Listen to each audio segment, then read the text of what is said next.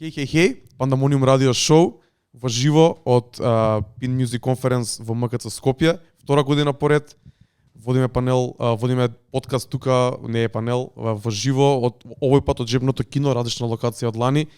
Тука сме во живо, знаете дека исто како лани кои имаме гости, ќе збориме на англиски, така да ќе свичнеме одма на англиски и да почнеме со introduction, може. Now we talking in English. My name is Cyrus Scratch. I guess the people watching already know us. The people in the crowd, maybe, I don't know. Yep. This is Trajce, my co-host. We are Pandamonium Radio Show. Hello, Trajce.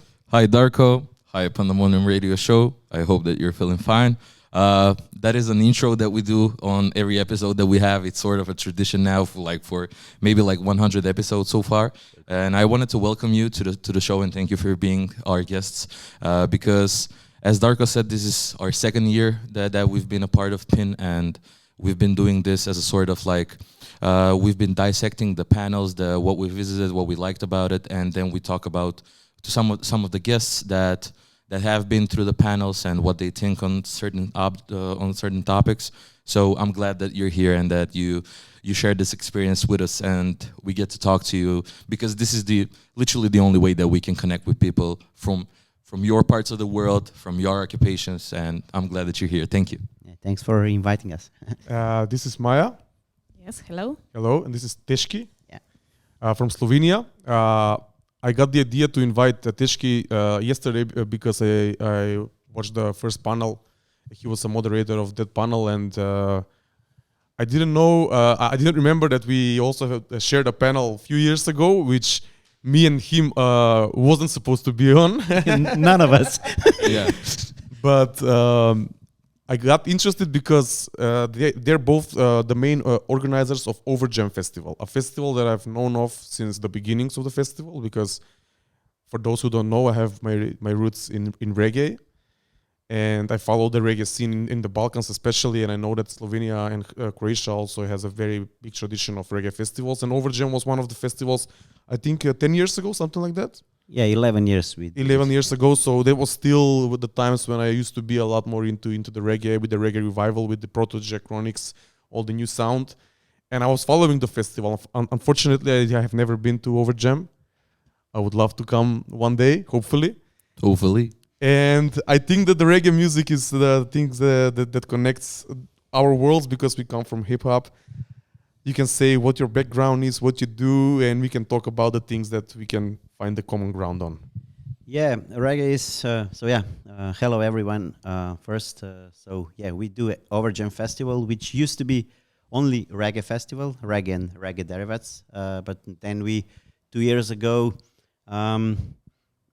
put the name more than reggae into our official name, trying to get even more names that are connected to reggae, but not reggae itself, like Dubioza Collective from Bosnia, which reggae people like to hear, but if you put them on the reggae, like Roots Reggae Festival, everybody would be, oh, this doesn't go together, even if it really does go together. The idea is to spread also to maybe hip hop, to maybe more African music, to more maybe even popish reggae artists, which we used to have before. We had Shaggy, who is not really a reggae artist, but he is from Jamaica. So yeah, why not?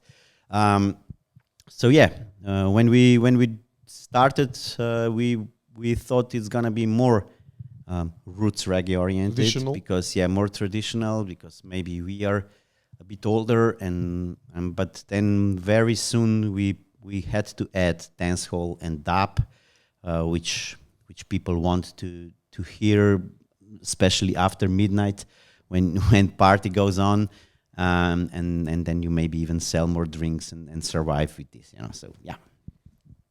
Okay, nice. And how has the music and with the music also the demography of the people coming to the festival has been changing through the years? Because I think the music changes a lot faster than we are capable of knowing at the moment and anticipating.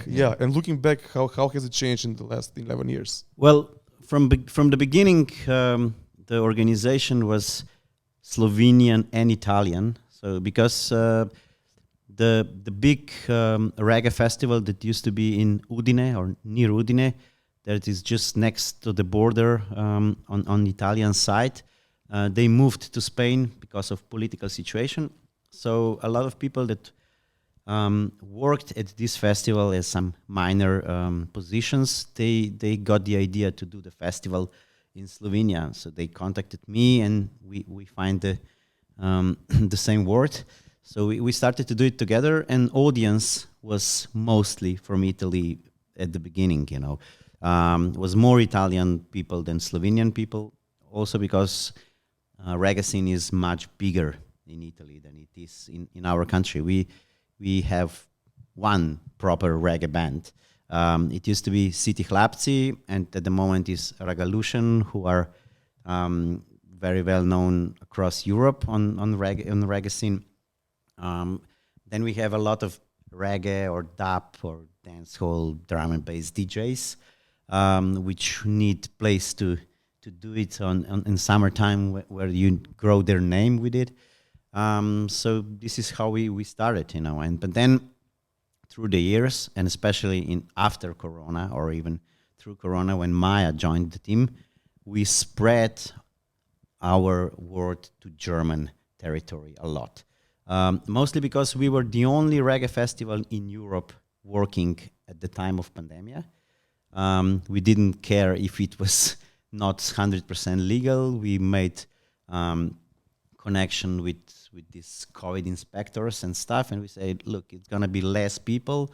We will test everybody at the door, then we will leave them for 5 days, and when they go out, if they need, they can be tested again to go home, or if they don't need, they don't need. You know.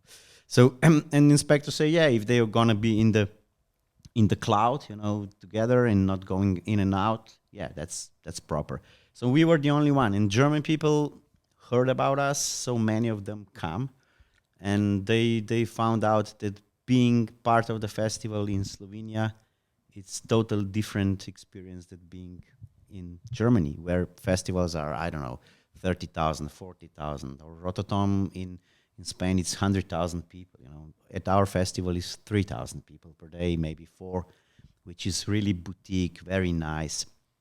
And then we do a lot of programs, not just music, where these people could, you know, enjoy the festival 24/7. You know, and I would like Maja to talk about this a little bit more, because she was the main person to do, I would say, non-music part of the festival. So we have Overjam for kids, we have workshops. But this is the music podcast, so I will just add this because I think it's so intervened. You know, music has the power, always had the power in human society, and is the biggest driver. And also this last panel that was happening downstairs now was kind of directed in this. So what can we as organizers or promoters of music do for a better world, you know? So I realized reggae as itself already has a lot of messages, you know, to society, and, you know, this one love philosophy. And as he mentioned, this bubble during the corona, that we just didn't want to be annoying to people, you know, wear the mask, but we really do. We really did everything what was possible to make it free as possible in the times that nobody was really free. So at that time I realized that we should offer a lot more to people. Music will always be the main thing, but to support, you know, music with all its messages through the text and melodies and everything, you need to create the environment that is very much isolated from the everyday life, that is burdened from these terrible happenings, from wars, from pandemics, from politics mostly. So how to create the world, the festival, where people will feel safe and will really, in this motion, they will get the message from the music, you know. So that was the goal. Wow, that's an amazing way of thinking. Yeah, I mean, like as she said, like reggae music is really, I mean, I would say like it's really parallel to hip hop music in a way that it speaks to society, it speaks to empowerment of people in a sense, and that's why I think that I would want to ask, was that the turning point where the festival became actually a festival rather than just music and just people coming just to enjoy the music? Because I would take the only festival here who's actually like produced by Pastword itself. It's the festival, which is the only festival in Macedonia that is 3 days and that can actually hold you in the campus, and it has activities that go throughout the day, and it sort of captivates you and it makes you stay here for 3 days and not just go to the venues and just see the concerts. You have all the activities around, and that's when I think like when it started, it was only like music, and then the turning point was let's have a whole 3 days, let's have a whole weekend. And I assume that this was the turning point for you, where actually people are more captivated and then want to come to the festival and just enjoy the experience throughout and not just the music. Yeah, the festival when it started was like, it was 4 people wanted to have a big birthday celebration for their 20 years, I think, or something. Yeah. So they say, hey, let's put our money together and then we can invite a good artist and invite all the people. And then they realize this is too much money if you want to bring this artist. And then why wouldn't we sell tickets, to our friends? And then these friends were 2,000 people, so it became festival. And the first year was just like this, was a lot of music that started, 8 o'clock evening and then finish 6 o'clock in the morning. And then through the day was lying around, and doing nothing.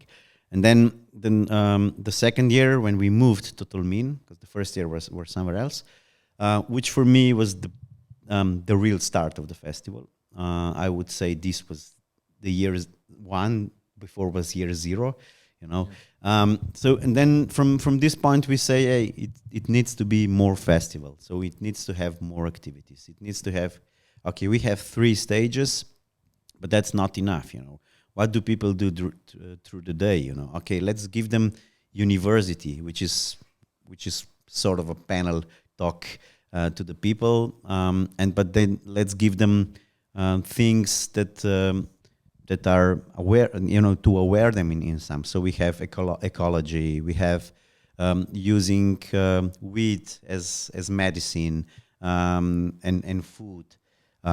Then we have artists that were talking about their background. We have women struggling in Jamaica, so we have women artists talking about that. Against war, and things like this. So Overjam University was a big thing, even if 30 or 40 people was listening to it. But then it grows, Then we have workshops through the day, of course, some connected to music, some connected to sport activities. We try to invite people to go around the festival, to the mountains, to swim in the river and stuff like this. And then very early, I don't know which year was it, when we saw there was a lot of kids coming to the festival. So we say, hey, let's do Overjam for kids, So we made a brand out of it, and more kids come. And then the last 2 years, it was so big that we made kindergarten out of it, So it means you as a parent, because usually you come in pair, because if you like reggae music, usually your parent will like reggae music as well. You live this together, you wear dreadlocks, you travel in hippie van and stuff like this, and your kid is with you, So, but then you come to the festival and then it's 8 o'clock and bands start to play, but your kid needs to go to bed, So because we also share a kid who is now 6 years old, we say, hey, we need to do something for him, So last year it was the way that we have party for kids, that starts in the morning and finish 10 o'clock at night. So it means that parents can enjoy at least half of the concerts Yeah. without the kid. And then usually they would bring the kid who would sleep on the floor Right and they next would to be them. still Yeah, dancing. yeah. So this was a big thing. Yeah, in the last year we even integrated this night babysitting, private night babysitting in campers and everything. So we really wanted, that people that come really fully enjoy and experience the festival. But as we talked before, as an organizer, it's an obligation of the organizer now to take the situation with, 3,000, 4,000, 40,000 people, if other festivals, but and to exploit this opportunity to educate them. But to get them to listen, you really need to make this environment comfortable, and this is one way, for parents. But also, there was not just simple animations for kids. We also have educative parts in this Overjam for Kids program. So kids were educated as well about music, but also about the society, also about the the sustainability thinking and caring and one love philosophy. So it all starts by education and raising. How we will raise the kids, this is how the society will look like in 10, 15, 20 years. Yeah, we have King Jamie this year, who is beginner of dancehall scene, actually. He was the first DJ from Jamaica that was doing it, and he didn't just come to be a DJ. He came to have a panel on university. He came to talk to the kids. So it was the whole package, So, and he had 2 shows, and show was at the end the least important thing of his coming. For us was of course important. We went to Jamaica to book him. He wouldn't come otherwise. The last 4 years he wasn't performing because he had heart attack, and he didn't want to do it anymore, especially not going overseas. But then the whole Overjam family, as we called ourselves, and our family with grandma and everybody, we all went to his house, And first he was like, what was that? 10 people come here, Yeah, what do you want? He heard that promoters of Overjam are coming, so he probably thought maybe 2 people will come. But then and we had grandmother and her kid with us, so it was really a family thing. Are they come and live 8 here? people. Yeah. But that's just bringing the same energy that you bring to the festival itself. Yeah. So you're bringing it to the artist itself. So it's a really nice way to show that you actually care towards the artist and the music itself and the culture primarily. Yeah, for us was also important, because after 10 years we realized none of us never been to Jamaica, and we want to share Jamaican culture, to share Jamaican idea of, everybody knows Bob Marley, but then what is behind it, really, Yeah. Let's go there and find out, So we decided all of us go, So we went and spent 3 weeks there, which was mostly working at the end, even if it was fun. But then we met tremendous people. We went to biggest. We were like, if 10 black people, doesn't matter from where, and I don't want to be racist here, but if 10 black people would come to this festival, everybody would want to talk to them, because it would be like all the rest is why. We had 2 or 3 artists here black, but not all together coming, 10 of them not being a band, So whenever we came, this is the way around, all these Jamaican people were like, hey, who are these people, And then we had a driver that was driving us around Jamaica, and he also played drums, and he wanted to talk with me all the time about music.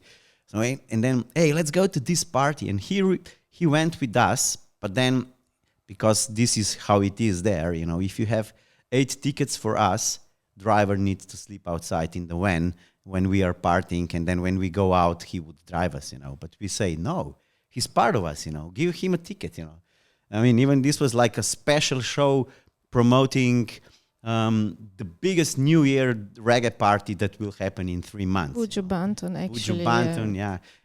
Which everybody wanted to be there, And then we come there, and this driver, because we arranged the ticket for him, he was so happy that he was running around from person to person and telling, these are people from Slovenia. They're doing the greatest reggae festival. Hey, talk to them. And then everybody was talking to us. And, we met Jamaican Ministry of Culture, and she wanted to, to meet us and stuff like this, So it was a big thing for us, and then when we come to the festival, we come back with new energy, It was not just doing music, which is of course still number one point of the festival, but doing this, spreading the idea, And if we if we go back to this connection that you mentioned before, reggae, hip hop, I would say all the music is based by the idea to tell people something good, It's just a bit different, Reggae is because struggling on Jamaican streets, it become, and then it's one laugh, and then even if they really fight to each other, they want to share different words. In hip hop, it's quite the same, These guys were struggling at streets, and then they become bigger, and then they want their kids not to struggle the same way, and so it's very, very similar. Even if, maybe in reggae is less force, less violence, or we think it is, because when we came to Jamaica, there is violence, a lot of it. This is one, and the other thing is what we realized is that dance hall, because we went also to launch parties of dance hall that is derived from reggae, is very similar to hip hop. All the culture, with women, how they dressed, and then the aggression on the stage, and then many, I don't know, this bad words, let's say, but really. Slackness. Yeah, no censors. Yeah, it's very similar actually. We just realized that dancehall is a kind of hip hop of Jamaica, or rap of Jamaica. Well, in a way, even the block parties that started in New York derived from dancehall block parties, the way dancehall was done in the beginning. So I think that there's a true connection within those two genres. And how does this translate to your audience at the festival whenever dancehall happens? For reggae, I know that it's more acceptable towards people, but how does the dancehall music cater towards the people? How they like receive it? Do they go into the culture like I'm just gonna like the dancing, the daga and all that stuff that happens throughout? Like, do people in Slovenia participate now that it's been well over 10 years? Are they accustomed to the culture that you're bringing to the festival as well? A bit.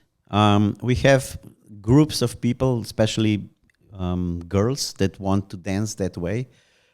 This year, for the first time, we had dance hall camp, meaning that we invite dancers to our festival, not necessarily coming for the festival itself. For stage, but firstly to come and learn the dancehall dance, not just music. And then at night when we have dancehall party, they would come and dance. We invited two of the biggest dancehall teachers from Jamaica. They come. We had 30 girls that come to this camp. They dance through the whole day, and then at night they would go on stage and show what they learned. So. And people enjoyed it, but even before, we always had 3 or 4 dancers that we paid that go on stage and dance and show people how to do it in a way. And everybody was watching more than listening when they come and shake their ass. But I actually see the difference, because when we were to Jamaica, we also went to this hardcore dance hall street party that was really a cultural, and it was totally different, because there is the dance hall is a statement, it's really part of the culture, and it's something that means to them much more than just dance. And it's a difference. On our festival, you see European people are dancing to the dance hall, but it's different. They are just dancing. They love the dance moves. They want to learn this, but I don't think that they really integrate this culture. Some of them, yes, but they're also visiting Jamaica, and we have some dancers from Overjam crew that are regularly going there for dance hall. But generally, people at our festival, Europeans, are just dancing, and enjoying these moves on the stage. But I don't feel that they connect that they are connecting with this statement. Yeah, it's a whole different lifestyle in Jamaica, and I know that you're tight with time, but I only have one more question, please, because you went to Jamaica. What kind of music is now played in Jamaica on the sound systems, on the radio, on the shows, on the parties, on the everywhere around? Like, what is the most popping sound now? Because I've seen the resurgence of dancehall with the new sound, with the reggae. I don't think there are many good new artists. So what is playing right now in Jamaica? It's mostly Afrobeats. Oh, Afrobeats played in Jamaica? Yeah, it's big in the clubs. Also, dancehall still. I mean, when we went, I would say, it's not the answer to this question, but I need to say it. I found many similarities between Jamaica and the Balkans. Especially maybe the way it used to be when we still was Yugoslavia, or for me, going to Jamaica was very similar than going to, I don't know, Bosnia. The way they do dancehall party, it's some people come, they throw the speakers out of the van, they build it, they build a stage, DJs come, they put the bar, they start to sell drinks.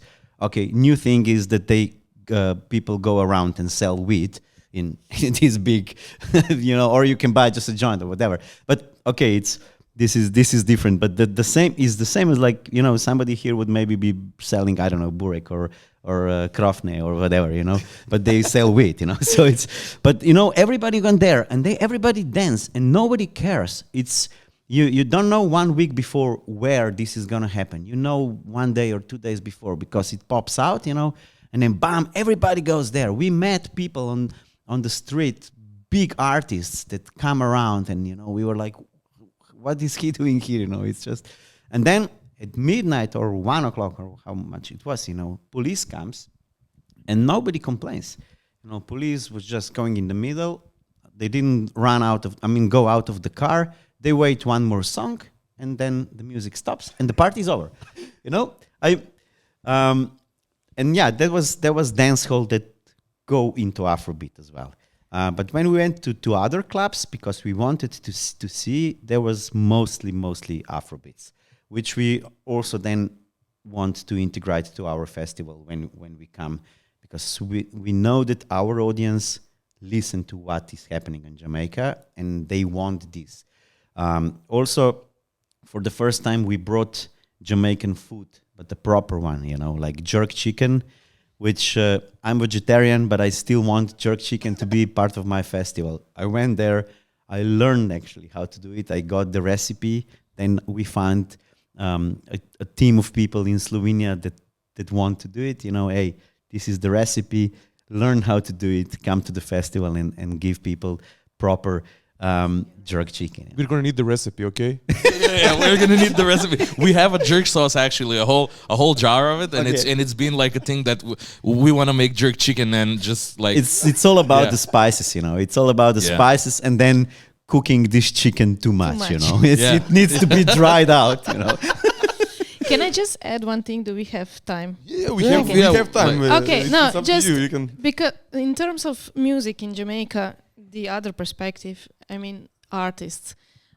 It's really sad that in Jamaica there is no really a proper schooling system for talented artists, which is strange in all this year and all this music that went around the world, because if you're a talented musician in Jamaica, there is one school, Alpha Boys, which is very limited, and it's kind of academic one. But if you're a talented musician, you still have to go to America, across the ocean to succeed. It's not enough. Some of them succeed also from the Jamaica, but it's really hard. Way. Like a musical school or something like an agency, like Yep, both of it actually, because music school, really, on the whole island is just one music school, and it's called Alpha Boys, and this is the school where also Bob Marley was, and some of the musicians that we know, they learned their first steps there. We went there, and it's actually not a music school at the first, it's many other things, and they also do things like they do tables, they learn how to do other things, and then there's also music, you know. But then when they become artists, if they want to succeed, they need to go to LA or somewhere, and also if they want to get a booking agent, it needs to be the one from LA. You know. We have one or two old agents in Jamaica, in Kingston, who are connected then to American agencies, because which is then bad, of course, for us who want to buy these artists. You know, when we went to King Jamie, to his home, we didn't need much time to negotiate the price. You know, he said, I want the 4 people to come with me, want my wife because I'm old, I don't know if I'm gonna come back. I want my son because he's gonna help me with technicians, and I need 2,000 euros. You know. Okay, reasonable price. If that would go through this agent in Jamaica, who's an old guy that is king of this scene, you know, it would be 5,000. But then because we can't call him, we need to call the agent in America. It's already 10,000, you know. Yeah, and not 4 people. It needs to be 8 people because they would need to bring some, I don't know, you know. So it's reggae scene also died a little bit in Jamaica because of this, you know. All the good artists went to America, and then they become, I mean, like all the sons of Bob Marley, they don't do really roots reggae, or they don't do reggae, you know, I don't know. Kimani Marley is a good hip-hop artist, actually. Damian Marley also. Damian Marley as well, yeah.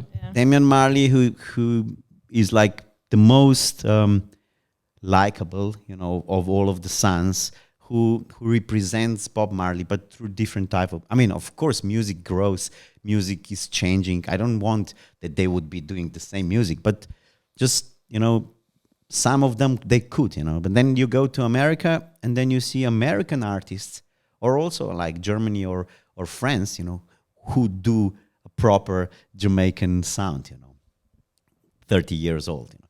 So this is a big difference, but it happens mostly because of the greedy agents, you know, that want to, you know, it's not doubling the price. It's like, it's not even tripling the price. It's, you know, 5 times more just for them to come. And then usually you would even not talk to American agent, you would talk to English agent.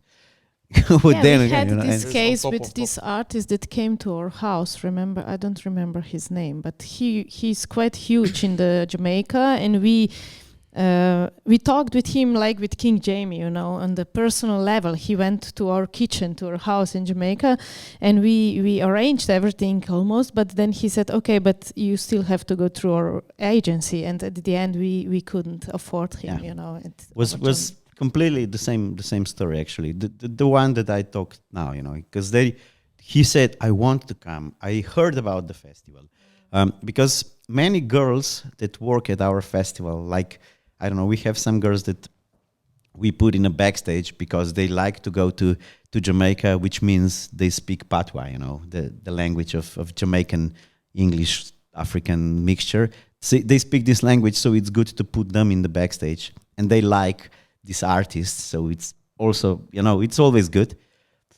So we got some of the artists through those girls, you know, like we were the first European promoters that brought Chronics to Europe. You know, he was playing at Overjam, and we paid him traveling costs. That was it. Half a year later, his price was 30,000 euro. You know, that was around 2011. No, was before COVID. 2011. Yeah. I think he was 2013. Okay, maybe or something like this. Because one of our dancers, she went there. She, I mean, they know each other. She said, "Hey, I work at the festival. Oh, I would like to come," and he came. You know, but then next year, you know, we couldn't call him to his private number. I mean, of course, even if I would be an artist, I would like that somebody would take care of me, so I can just do the music, and then some agent would do everything else. But then I'm quite sure that many of these artists, they don't even know what their price is at the end. You know. And how much do they get from the price that promoters will, the bookers will give you. I would say they still get the same Same. 2,000 that Yes, they would yes, get yes. before. Yeah. Maybe a little Unfortunately, bit more. I mean, it depends then what happens. Chronics now is very famous. Of course, he's getting more, and I'm willing to pay more, but not so much more. It's you can't sell so many tickets in Slovenia, even if there's Italian and Germans and everybody coming. But it's this much. And also if you do the festival, you need, how many artists we had? 50, 60. Because it's all the DJs on DAP, it's all the DJs on dancehall, and then it's all the live musicians on the main stage, and so that's, I don't know, 500 plane tickets. In only just buying this is already a lot. Yeah, and it's similar with the topic that they have on the panel before us, Yeah. with the big prices, and I think that the crowd and the people going to the concerts now, they feel the much bigger prices than before, and they cannot afford to go to all the shows that they want to, or they choose wisely, or they choose only the acts that they really, really love to see. They won't go to a random or randomish show if they need to pay a larger ticket. And the promoters are now very choosy with what they do because there's no financial maths at the end. Yeah, the problem is that the scene is slowly dying because of this, because then young artists, they don't find a place to be presented, especially through the year.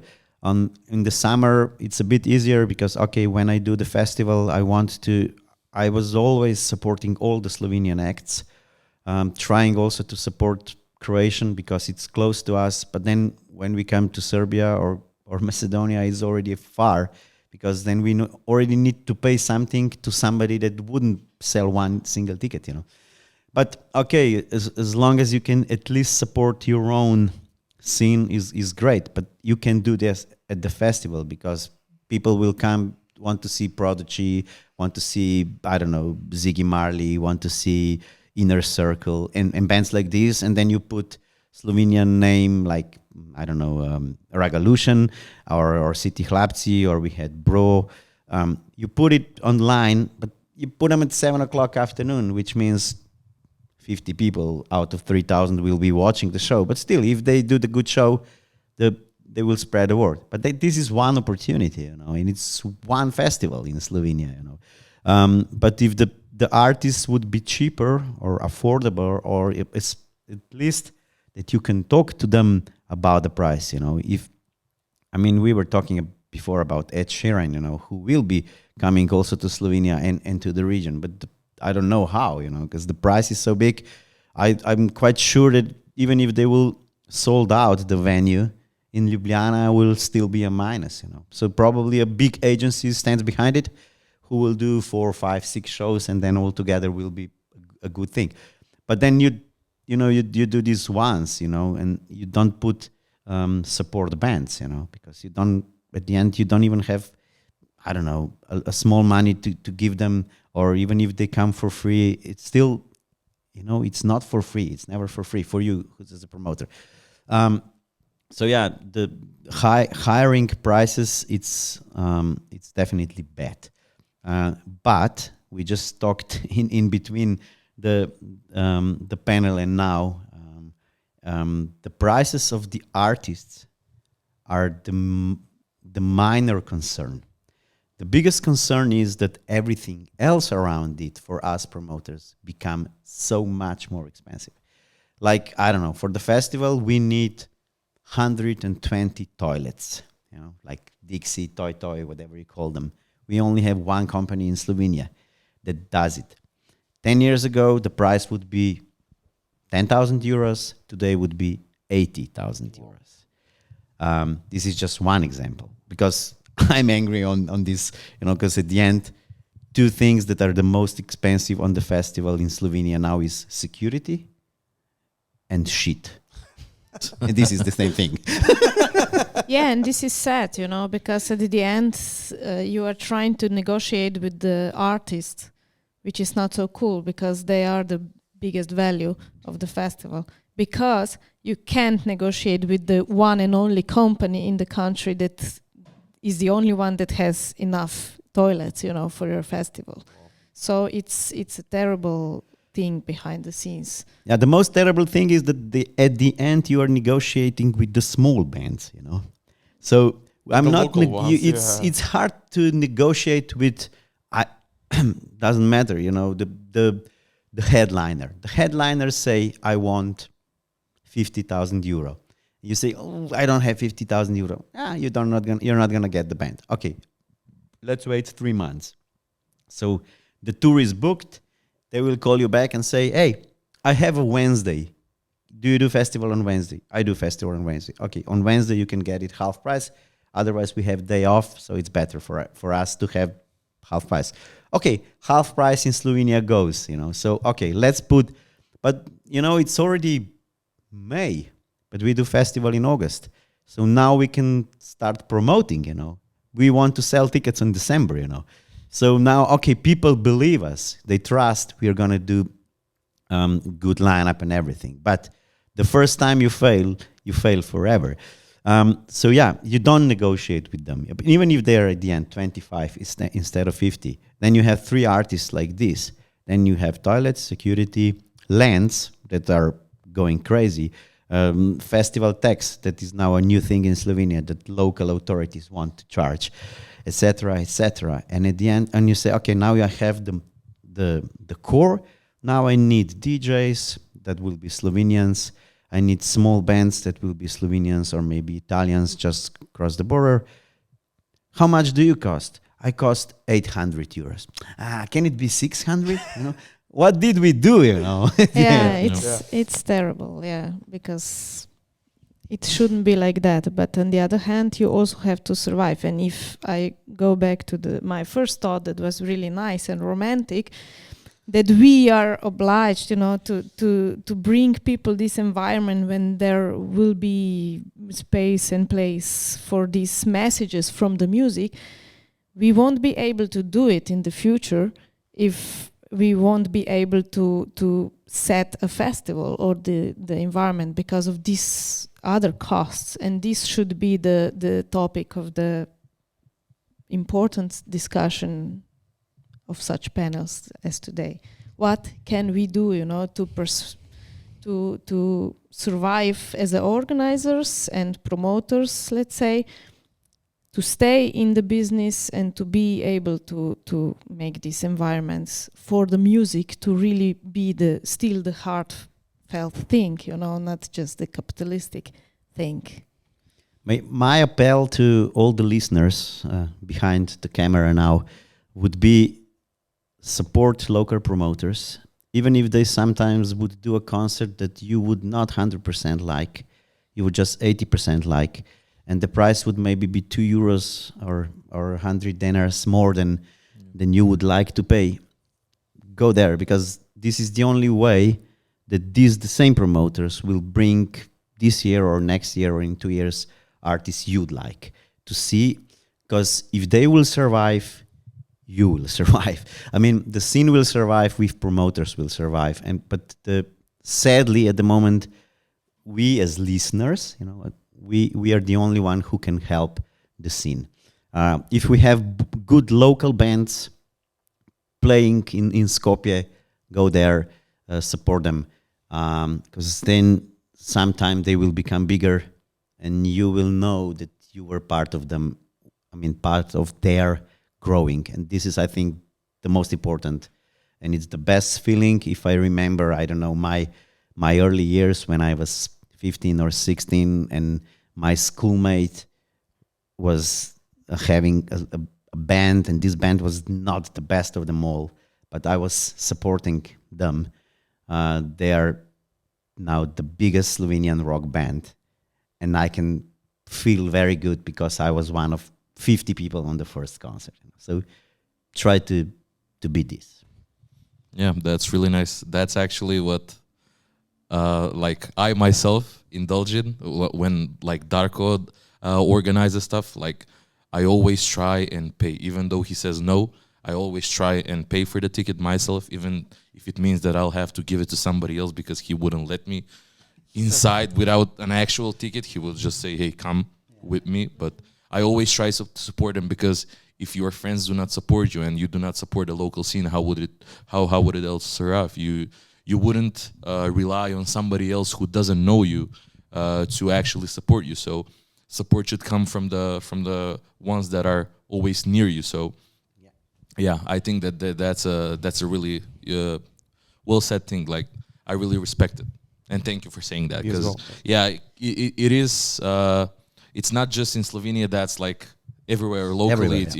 It's worldwide. Like, if something needs to survive, it should be like homegrown, and it should come from the people that are around you and that actually do need to support you. Yeah, it's mostly, we are always, thinking, why it's the price of the ticket, I don't know, €10, is this band big enough to charge €10? Hey, it's many things behind it. Let's pay €10, come in and let's check if this band maybe also sell some merch, and buy it and then wear it and promote the band, especially if you like it, because the situation is much different than, I don't know, 20 years ago, when we were all buying CDs and music and stuff, and bands were getting some part of it at least.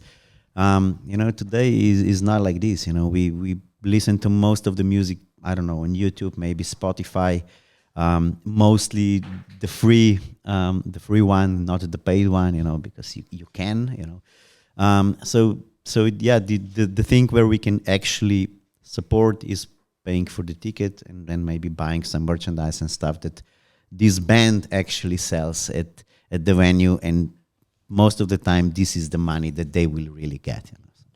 Yeah, I mean, that's something that we have been doing for like the past 2-3 years.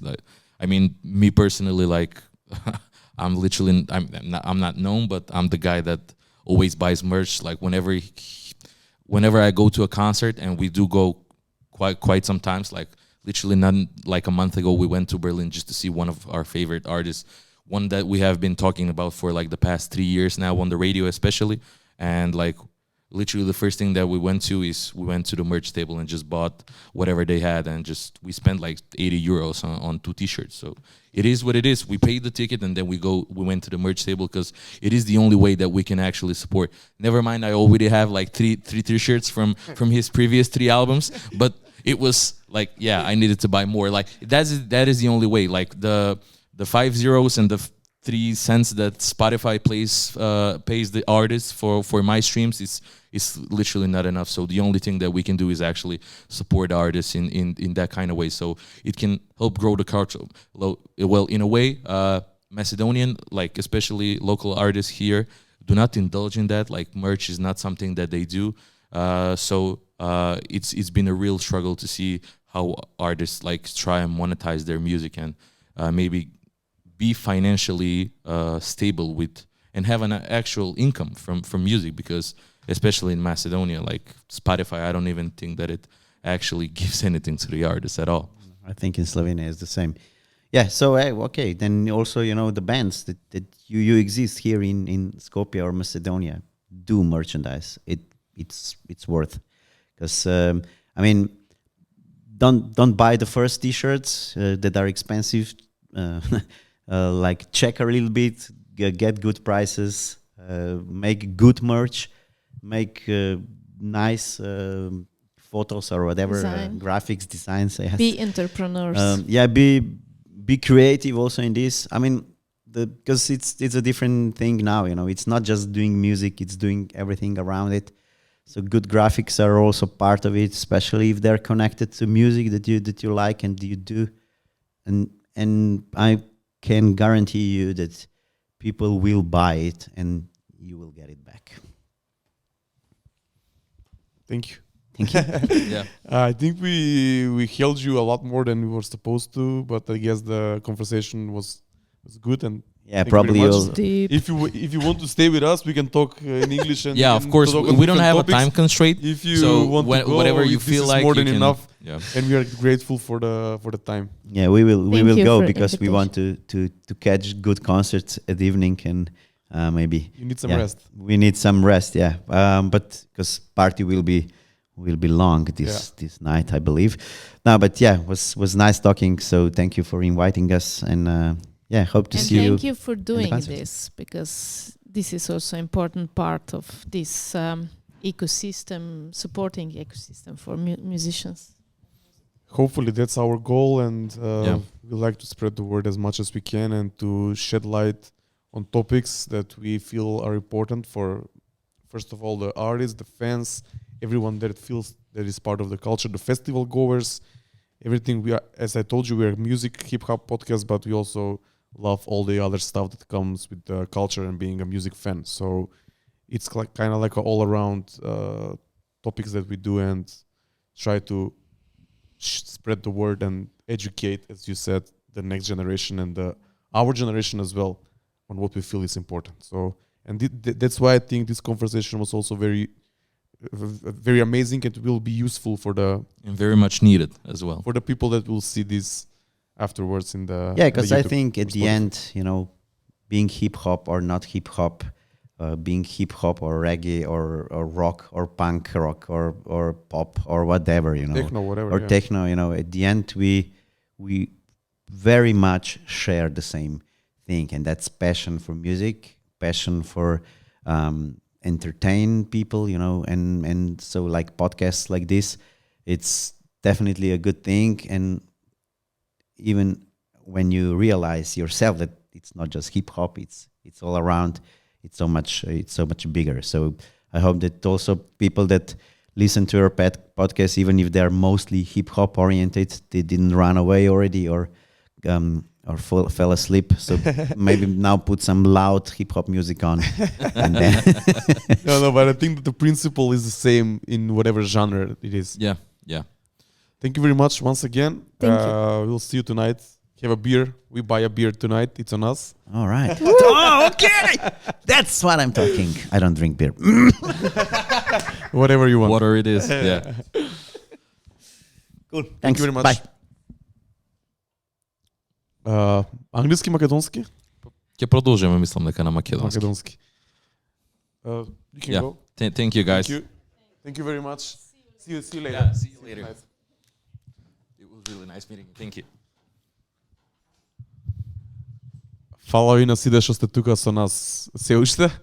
Шараут до нашата Pandamonium радио екипа. Ова е open mic сесија исто така. Дефинитивно. Не мора да е за рапување, ама ако сака некој да дојде да си каже нешто, некој што е во публика слободно може. Ние сме тука искрено, фала уште еднаш на Маја и на Тешки за прекрасниот муабет.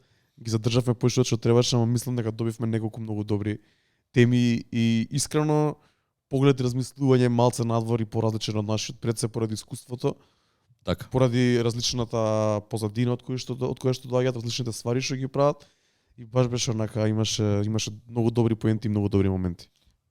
И од друга страна дека посебно моментот дека и ти имаш слушаното за нивниот фестивал и начинот на кој што го организираат и како го воздржуваат и што се прават за да биде автентично на тоа на културата у која што се дело не и која што ја представуваат е многу битно и многу интересно, и се надевам дека луѓе ќе научат нешто од тоа. Што значи уствари таа пасија кон музика и не е само кон музиката, туку и да се одаде на културата. На еден начин и подкастов и тоа кое што ние враќаме на еден начин кон културата, они го прават тоа преку организација на фестивали, но не е само блатантно реге фестивал, туку као ајде ќе идеме во Јамајка и да видиме што се случува таму. Битно е за нас да знаеме што се случува таму, за да знаеме ние што можеме да донесеме на нашите простори и да сервираме на луѓе. Брат, тоа е поентата, посебно кога слушаш некоја култура или која восприемаш тука на 5000 км, 10.000 км далечина, не можеш да си игнорантен, треба да знаеш од кај доаѓа културата. Не можеш само да слушаш музиката и да биде како ова е тоа, јас слушам реге или слушам хип-хоп и само музиката ме интересира. Се што доаѓа околу неа исто така, можеби на моменти повеќе битно или позадината кај што доаѓа исто така е цело време многу битно и треба да се има перспектива кога се слуша или репрезентира одреден звук или одредена ствар општо. Да, заради тоа и на повеќе наврати имам кажано дека можеби звучи елитистички, но доколку сагаш да бидеш дел од културата, треба да знаеш. Буквално треба да го истражуваш тоа, треба да имаш пасија кон тоа и да сагаш да знаеш. Колку повеќе знаеш, колку повеќе си информиран, колку повеќе учествуваш во неа и ја поддржуваш, толку и повеќе си интюн. А и нормално и уживањето е подруго. Мислам, едно е да слушаш само хип-хоп музика. Хип-хоп музика има најразлична. Друго е да учествуваш, да бидеш дел од хип-хоп културата. Заради тоа се вика култура и и музика. Музиката е само еден дел од неа, културата се многу поише елементи кои што се дел од сето тоа. Ајде. Имаме некој што сака да слободно ајде. Знаете дека кога водиме вака подкасти од некоја локација која е отворена за луѓе, секогаш пробуваме да ги вклучиме и луѓето кои се тука. Така да, ова е Марко, здраво Марко. Земи го мајкот. Јас само сакав да се надоврзам на муабетот. Сега што го почнавте за информирање на музиката, тоа е главно нешто и еве конкретно кога се прави фестивал за што е реге фестивал на пример, лошо е да се затвори на еден жанр. Бидејќи тоа се. Што сакаш да кажеш?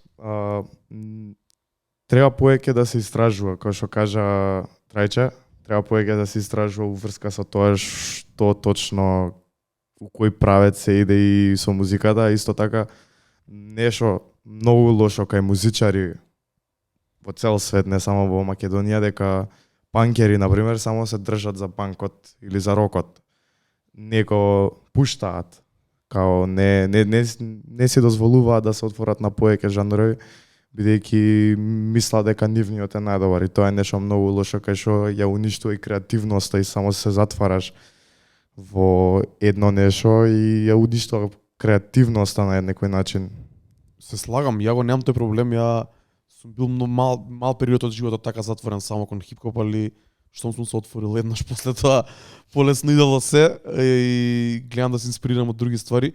А и тој го имаме зборено на поише наврати, онака пуштам хип-хоп музика, ама инспириран од многу други, од други жанрови, од други начини на пуштање музика и слушањето и пристапот, онака некои работи, затоа реков дека принципите кои ги збореше и Тешки, па дури и Маја преска дека важат, може да се пресликаат во твојот жанр или во работата што ти ја правиш, или музиката која ја правиш или ја слушаш, онака. Ако има некоја добра идеја што се однесува на електронска музика, може да се преслика ова ние што го правиме на наш начин, не да се украде блатантно, него да се инспирираш, да го направиш, да го прилагодиш на тоа ти што го правиш. Тоа е многу добар момент и мислам дека и тие кои соработуваат и излагаат од тој нивен бокс и нивната кутија, тие што ја буткаат музиката напред и тие што се најчесто вреднувани за Те разбирам, ја можам уникатноста у тоа што го прават, како да кажам. Да, експерименталност на пример е голем дел од хип-хоп музиката, фузија исто така голем дел од хип-хоп музика веќе кога збориме. Тоа што го кажа Марко, ја можеби на пример сум жртва и сум као дел од проблемот на тоа бидејќи најчесто стварите кои што ги слушам некако се поврзани со хип-хоп музика и револвираат околу тоа без разлика дали на пример е веќе R&B која што ако си елитист ќе кажеш дека е малце поинаку од хип-хоп иако тука некаде е, но и ја дели истата култура. Ама од друга страна, на пример, ја не можам да кажам за себе дека сум човек кој што слуша многу различни жанрови на музика, пак се жанрови кои што се многу сродни на хип-хоп музиката и заради тоа сваќам дека сум дел од проблемот, ама пробувам да наоѓам многу работи кои што се многу по на спектрот многу различни во хип-хопот. Тоа го имам кажано дека на пример хип-хопот за мене е еден од најшарените жанрови од сите кои што целиот спектар на звуци и на инспирации е многу поголем него ли било што барем што моите уши го имаат слушнато и мислам дека заради тоа те сваќам, ама од друга страна знам дека и на пример хип-хоп музиката и таа што ја конзумирам и колку што можам и колку што пробувам да видам све што има и таа моја љубопитност кон музиката ме прави да бидам дел од културата. Од друга страна џез музика и такви некои ствари кои што се многу сродни или можеби се и на еден начин инспирации, хип-хопот влече инспирација од нив. Исто така се жанрови кои што ги слушам, ама не би отишол до толку далеку каде што ќе можам да кажам дека на пример рок некогаш сум навлегол многу длабоко во рок музика, во панк музика или па дури електронска музика би рекол, многу само површински онака колку прст прашена да избреше на и тоа преку Дрейк. Буквално. Знаеш нешто што е многу интересно за хип-хопот и панкот, бидејќи јас сум главно многу повеќе се разбирам во рок, панк, ска и сите тие подгранки на рокот. Едно нешто многу интересно кај панкот и хип-хопот се дека едни со други не се сакаат, како група на луѓе како панкери и хип-хопери не се сакаат, ама го имаат истиот мајндсет. не знам како дали ме сакаш. Establishment, да. Истиот мајндсет го имаат, сите се против системот, сите се борат за право, за политички систем и така натаму.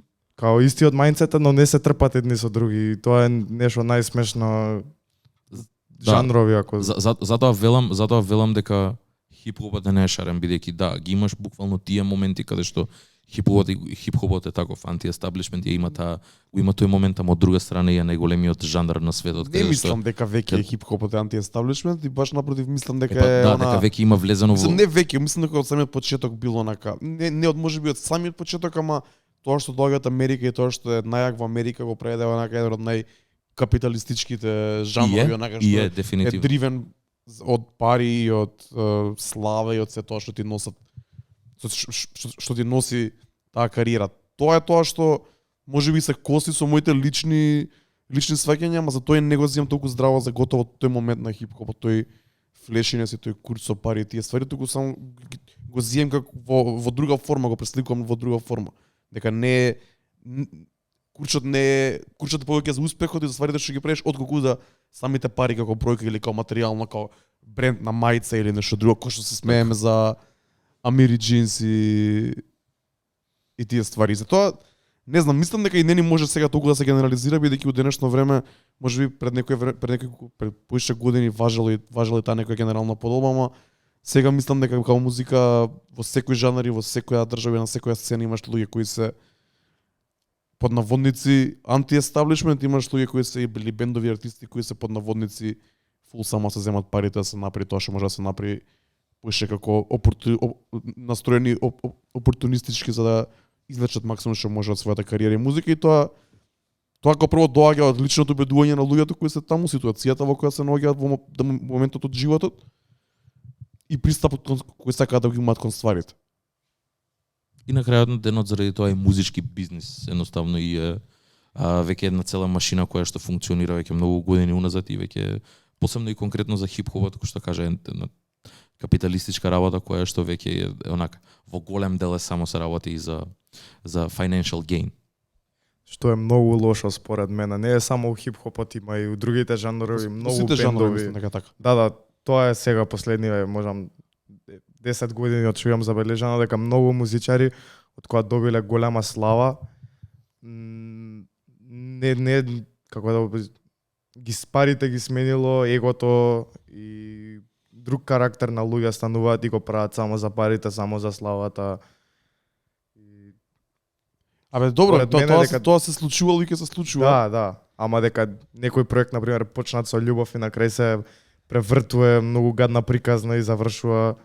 Гле, пак ќе кажам дека мислам дека е до личното убедување на луѓето кои учествуваат во тоа, бидејќи не сме сите тука во собава исто настроени кон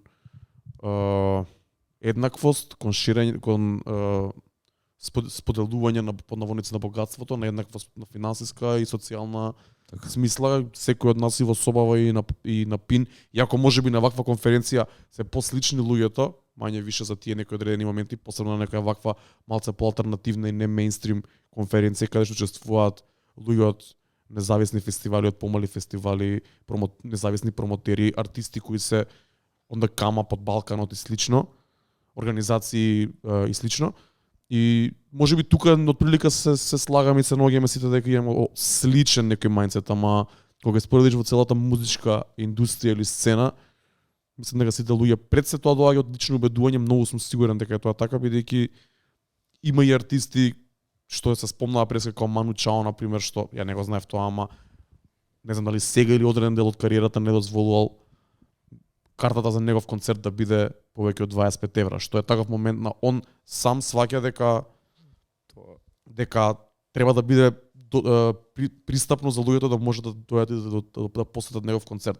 Искрено ќе ти кажам, ја имам и таков мајндсет за тоа што за да настаните што ги правиме у Македонија. Мислам дека цената треба се одредува фер. Секогаш гледаме како шршатска организација да биде цената најниска што може да биде, за да може луѓето што сакаат да дојдат да си го приуштат тоа. Да, бидејќи нели углавно се младите најбитни моментално и секогаш ќе бидат младата публика, ама тоа што го кажа за Ману Чао е точно и доста време го прави, ама не е само за картата, гледа и цените, мислам дека че имам сватено по муабети, дека и цените на пијачки, на вода, на пиво, на вино, на така натаму да се разумни цени и во Франција да е разумна цена, да не е некој 5-7 евра вода да земеш, знаеш. Мене тоа ми се свига. Мислам дека некојаш да е бил артист на тоа ниво, не дека би се залагал конкретно за тие ствари, али тие ствари го осликуваат и него како човек пред се и како артист, ама и кореспондираат со неговата музика. Дека знаеш, не може, затоа се изнервирав со Брна Бој, ќе видиме како ќе биде следна недела, идам у Брисел на концерт, ама се изнервирав како може Брна Бој да продава толку скапи карти, кои некој ќе бидат пијачките, ќе видиме, сигурно и Белгија, ама во голема арена, ќе видиме на што ќе личи тоа. Али добро што се почна тема, бидејќи мислам дека може да се навратиме малку на панелот што беше пред да почне нашиот подкаст, бидејќи таму се начина некои од овие теми, конкретно за цената на картите за настапите на Ману Чао. Имаше ситуација каде што се спомна и концертот на Кендрик Ламар во Милано или во Италија, не знам точно каде. Исто така и дешавката со 50 Cent во Загреб, која се случи сега пред месец-два, на која што и Джеди беше некој на самиот концерт. Се спомна неколку ствари, се збореше за општо за фестивал, за средината во која се наоѓа музичката индустрија сега, фестивалската индустрија пред се, бидејќи говорниците на панелот беа промотери на фестивали, се збореше за различни теми, се збореше, али едно од тие кои ни остави нас најголем впечаток, онака бидејќи можеби е најблиска со нас, бидејќи не организираме такви настани, туку посетуваме настани и фестивали од страна на фанови на музиката, беше монополизацијата на промотерите, а со тоа и организаторите на фестивали во Европа и високите цени на карти кои ги среќаваме секојдневно на последниве години и на не толку квалитетни фестивали кои што го збориме Rolling Loud, кој е организиран од Live Nation, еден од најголемите монополи во промотерскиот свет денеска.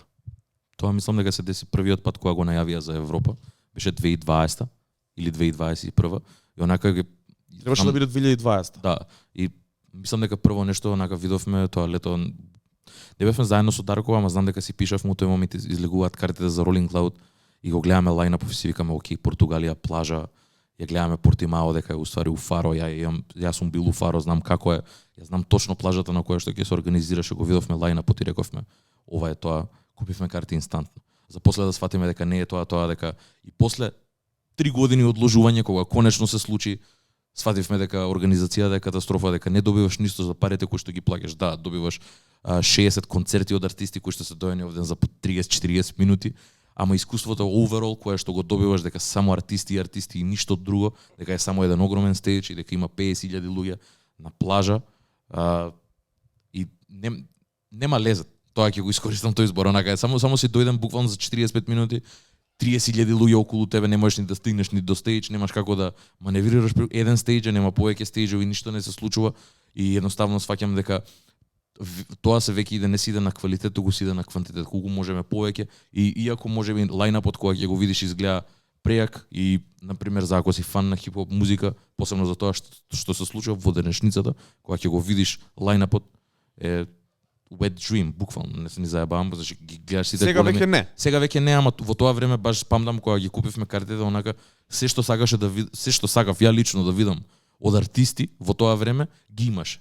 Буквално го имаше Currency, го имаше Action Bronson, го имаше Joey Badass, ги имаше цела Гризелда екипа. До тој степен, да не зборам за Travis Scott, за J. Cole, за Drake, дека можеби беше најавен, Cardi B во тоа време, иако не сум фан. Ме разбираш, ги имаше најголемите имиња и после тоа имаш артисти кои што онака фаќам лед за нив да идам да ги видам, разбираш? И едноставно сваѓаш дека не е тоа дека сакаш поинакво искуство, кој што кажа и гостите рекоа, значи бутик фестивал каде што ќе можеш онака да имаш малце и поинтимно искуство и да гледаш шоу, а да не идеш само за музиката 45 минути да гледаш вака да влезеш во голем реич и да биде тоа. Да, брат, го фативме муабетот, значи монополизацијата на промотерите на артистите, значи создава средина во која што немаме веќе концерти на mid-level артисти во mid-level venues. Значи, збориме артисти поголеми од Lady June, помали од Drake. Така. Еве да речеме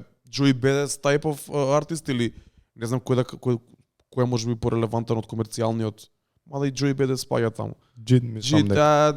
Мислам дека Джитле на малце повисок левел од Лериджун. Ја би рекол дека на многу малце повисок, имаше шоу во Берлин исто така наполни 600 луѓе, Така да. да. Зборувам за некој измеѓу калибар кои артисти кои за жал не може никаде да дојдат у Македонија поради нивната цена.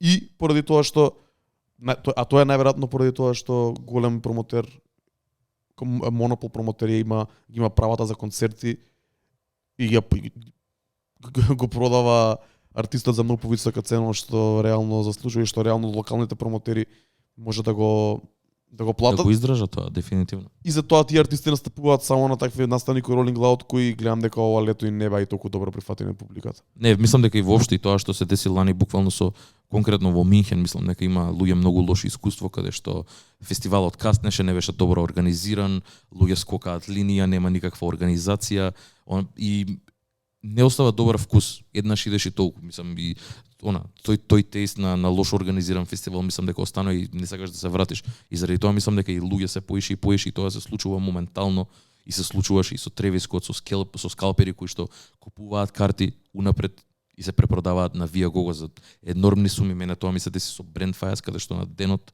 се продаваат сите можни карти за секаде низ Европа, за после да се продаваат по 400 евра. Не давам 400 евра за Па се спомне тоа исто така за не знам точно за кој артист беше дека Viagogo ги купиле картите. Па не знам дали е Viagogo или луѓе ги имаат купено па ги Ама не може луѓе, тоа треба да е и некои организации. Има и туристички агенции што ги купуваат, например, на вакви големи фестивали, купуваат по многу карти и викаат ќе ви направиме ние тура со авион, 3 дена смештај се и еве ви карта за цела цена.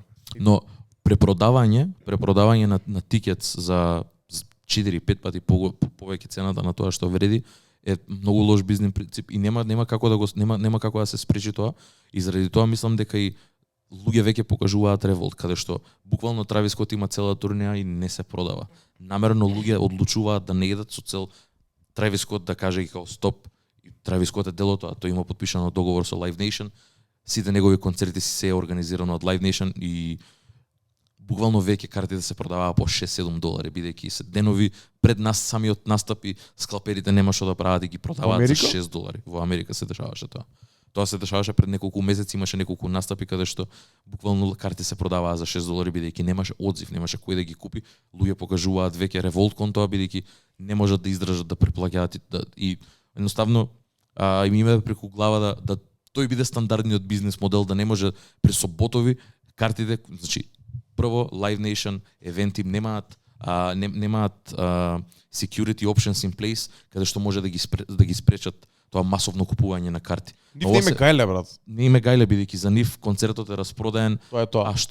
И тоа е само тој money hungry момент каде што единственото нешто што ги интересира не е интегритетот на артистот, туку е financial gainот и за нив мисијата е завршена. Ако е sold out концертот, е sold out, гајли има дали ќе се појават 100 или 200 луѓе. Пошто скалперите сигурно нема да се појават у Милано на Brandfire концерт каде што треба да има 3000 луѓе, а картите се по 400 евра ставени сите на продажба. И мислам дека тоа се случува и заради тоа се повеќе и повеќе и јас конкретно, например, како ќе се нарачам човек кој што иде на концерти, не иде на фестивали, ама иде на концерти и намерно со цел идам на концерти само за да го искусам тоа поинтимно искуство и мислам дека и луѓе се веќе повеќе и повеќе гравитираат кон тоа. И например, има ретки фестивали кои што мислам, не се ретки, пак ги има многу и низ цел свет, и исто така и се појавуваат и низ Европа, низ Америка, ќе го спомнам фестивалот на Тайлер the Creator, кој што е пример за тоа како треба еден фестивал да изгледа, кој што е направен како не дека Тайлер the Creator е лице од музиката, туку едноставно како фан на музика. И најчесто вика артисти кои што тој сака да ги слуша уживо и го гледаш у публика како се забавува на самите артисти. И мислам дека тоа треба да биде примерот за еден фестивал и еден евент како треба да биде организиран, дека доаѓа од природно место, од место на желба, за да се почит кон музиката, а не само тој money grabbing момент за да се организира нешто и само за да биде извадено надвор од пропорции за целото да се сруши онака и луѓе да бидат разочарани од сето тоа. И мислам дека многу е побитно и луѓето како пристапуваат кон тоа и да бидат свесни што прават и како прават и начинот на кој што ги поддржуваат артистите. И мислам дека заради тоа и конкретно и Брнабој ќе го земам ко пример. Го имавме овој муабет веќе неколку пати, ама мислам дека е жртва на тоа. Да. Дека е жртва на тоа бидејќи не знам кој му има кажано дека ја ќе бидам многу едва и чекам, искрено едва и чекам да видам. Едва и чекам да видам што ти ќе ми кажеш следна недела кога ќе идеш, како си поминал и онака од аспект на логистика, како е било да еден Брнабој концерт во сала која што има 15.000 седишта. Во истата сала ние бевме пред 7-8 години на Дрейк. Не, тоа добро. Ама исто е, тоа е во Берлин, не е во Белгија. Таков тип на арена, да. Ама е таков тип на арена што во Берлин, Брнабој, 15.000 луѓе.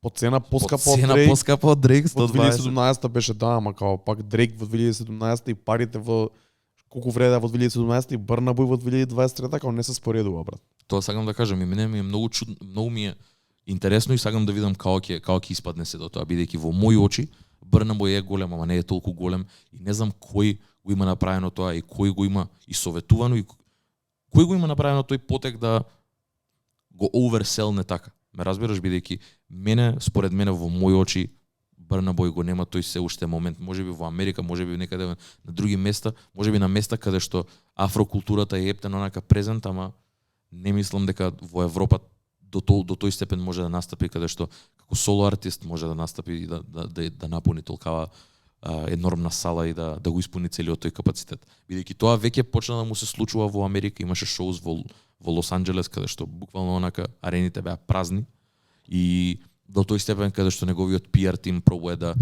го слика тој самиот дел и да онака не се збори за вистинскиот проблем дека во фанпетот имало 500 луѓе, а немало 5000 кој што било планирано. Нормално дека PR тимот ќе проба да извади максимум од ситуацијата која што се наоѓа. Тоа е друга тема и нормално дека они ќе застапуваат на најдобро светло што може. Тоа им е работа на крајот на денот.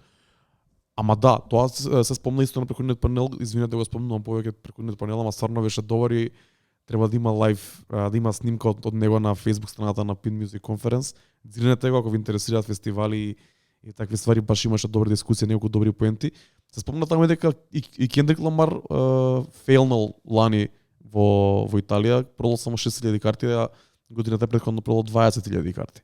Што е многу чудно и баш и сакав да го прашам Фабио да ми каже нешто повеќе врска со тоа, бидејќи кога го спомнувам тоа на панелот, се почна после некоја друга дискусија, не го објасни баш точно што се случило.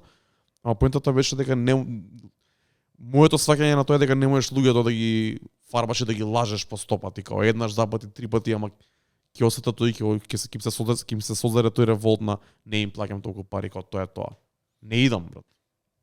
Едноставно е, мислам дека тоа веќе се случува и мислам дека се надевам дека артистите ќе превземат нешто околу тоа.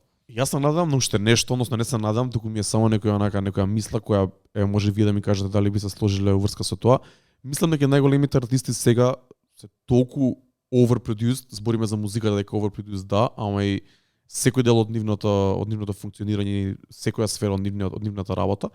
Пред се тука зборам за лайв шоуз, бидејќи се спомна на претходниот панел, бидејќи Ед Ширан шета со 50 камиони низ Европа за турнејата и доаѓа со спремен стејдж и со спремен звук и цела продукција како што треба онака, ама стигаме до момент кај што секој концерт е перфектно направен во голема арена со големи лед екрани, со големи ствари, он звучи перфектно на микрофонот, као се губи оној момент на нешто природно и нешто спонтано и нешто нормално.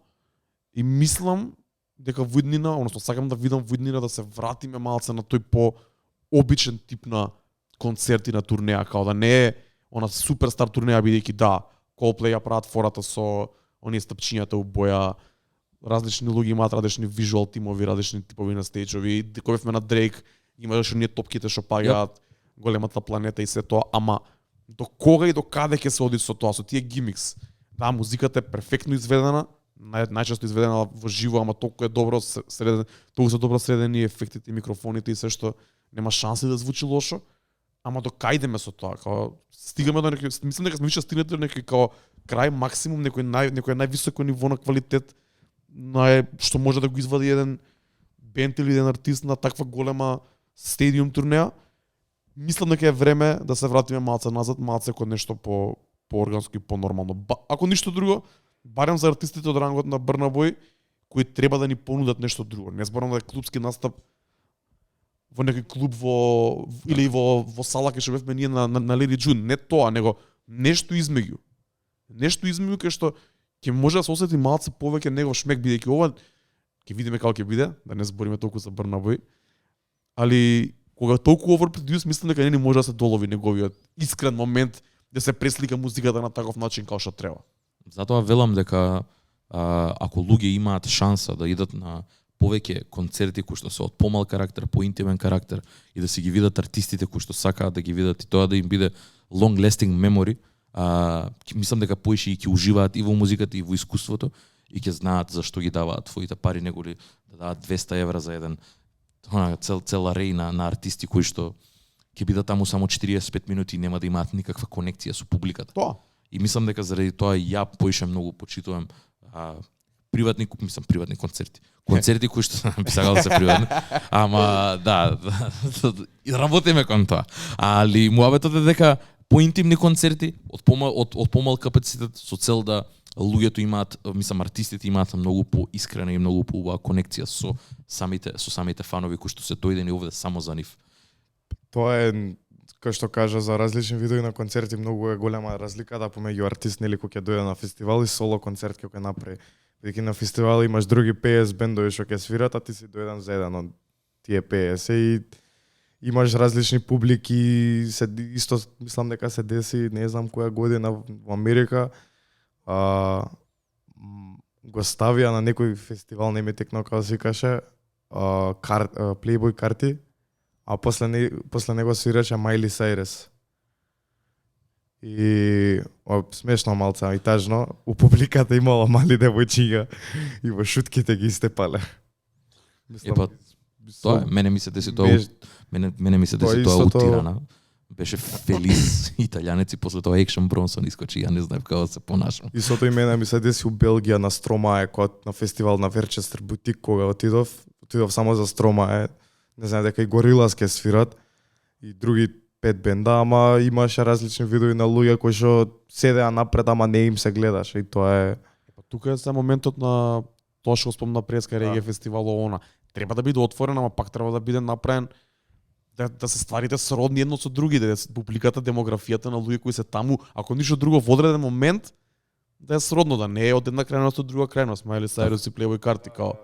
Значи да си одговараат едно со друго, да бидат слични публики за да не се прави такви. Ама тоа е подобро и за текот на вечерта, и за публиката, и за луѓето кои доаѓаат на самиот фестивал. И како на Дофешо е на пример Лейка Wake бината, првата вечер е само техно, втората вечер е транс и третата вечер се виет цела екипа. Да. Три различни жанрови и три различни публики. Да, тоа е многу потешко да направиш на мејн стејдж или на стејдж кај што имаш артисти, ама пак е добро да биде различно, дека пак не може да биде исто, ќе биде досадно ако бидат 4 артисти на мејн стејдж сите од истиот подправец на хип-хопот, ама ако е тука нешто сродно, ако функционира едно со друго, најдобро да се направи така. Во една вечер, па са другата вечер друго. Имаме тука луѓе кои се организатори на фестивали, може да ни кажат и нешто поише за тоа како они го смислуваат лајнапот, али се направи добар full circle момент бидејќи го спомна тоа уште на почетокот кога дојде. А сега се вративме на тоа дека да, треба да биде отворено и треба да биде различно, ама не може да иде до крајност тоа. И местата од кај што се инспирираш како артист може да иде до крајност, ама најверојатно треба да е нешто поблиску до тебе за да можеш да го осетиш како што треба, бидејќи ако е нешто скроз на другиот крај на спектрот нема никако да ти биде, нема никако да го сфатиш онака, така. Колку е поблиску до тебе и колку е по cater to your experience, мислам дека и подобро и по уживање за човек кој што сака да иде и сака да присуствува и сака да биде дел од тоа.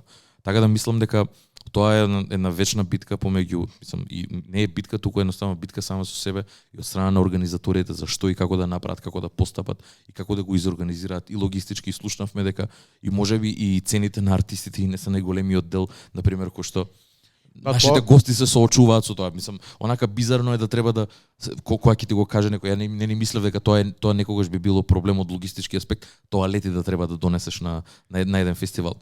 Што ќе кажат продукција колку кошта во споредба со другиот дел на фестивалот, онака сигурно како е open air на такво некој место, како што знам Overjam на скроз ремоут локација покрај езеро, кој знае како се носат таму стварите.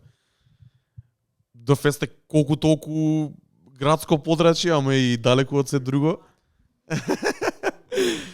Така да продукцијата е брат голем дел од стварите. Тоа сакам да кажам дека можеби и најголем веќе кога збориме и ние ја овде немам ама апсолутно никакво искуство во организирање на било какви настани, но кога веќе се работи за фестивал, онака се молиш ова да е артистите да се најмалиот проблем, бидејќи све ова друго кое што следи за да се организира, за да се стигне до артистите, за да им се дае место, платформа и простор каде што ќе може они да настапат, е најголемиот уствари предизвик за организатори кои што треба година за година да го организираат настанот и тоа се вистинските проблеми со кои што се соочуваат.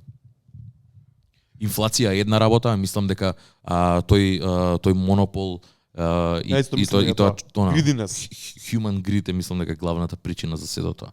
Бидејќи од никаде не потекна инфлацијата освен од нашиот грид, така да. Тоа мислам дека е главниот проблем со кој што и е многу комплексно прашање, многу тешко прашање за кој што не мислам дека ќе се најде одговор некогаш за него, ама едноставно можеби треба работеве да прекипат да стигне до момент каде што ќе има еден универзален револт кон сето тоа и за да се врати, за да се ресетира ситуацијата, да се врати на некоја нула, каде што веќе ќе почне пак од ново све да се гради. Јас лично мислам дека тоа е почнато и мислам дека почнува да се врти кругот, барем така го осеќам, исто како што го осеќавме со презаситеноста на синглови, на видеа и такви ствари, кога зборевме дека ни требаат проекти овоница, гледаме како фокусот на артистите се поише на тоа, не е дека ние сме го предвиделе тоа, него кога си толку вклучен во културата и кога го осеќаш ти на тебе, најверојатно е релевантно за и може да се преслика на целата култура и на целата сцена или можеби фестивалска сцена или бизнес или како и таа. Значи има моменти што некој што е многу вклучен во тоа ги осеќа пред обичниот човек да ги осети, така. Апсолутно.